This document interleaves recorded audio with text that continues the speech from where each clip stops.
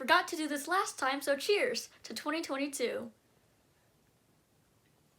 Once again, this is non-alcoholic. Today, I'm going to be talking about why I think the killers in Scream 5 were obvious. Before we get into the facts on why I think the killer was obvious, let's start off with a million-dollar question.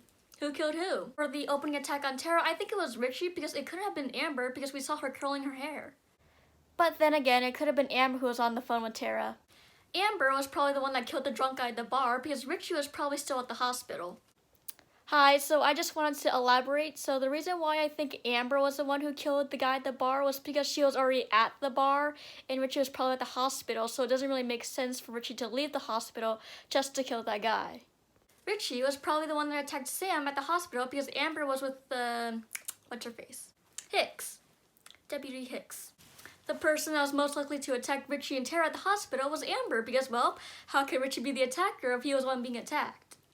I think Amber was the one that attacked Chad at the party because Richie and Sam were pulling up to the driveway just as Chad was being attacked. Lastly, I think Richie was the one to attack Mindy at the party. And this one was kind of more of a wild guess because Amber came in right after Mindy was attacked, and well, Richie took a little longer to come in. Amber appears to be more bloodthirsty than Richie.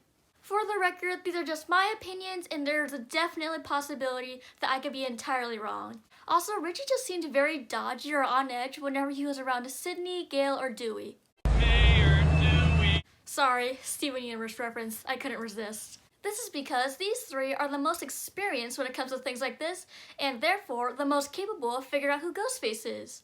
Richie seemed nervous and skeptical when Dewey offered to help. When Sydney and Gail offered their help, Richie just kept insisting that him, Tara, and Sam should just leave town instead.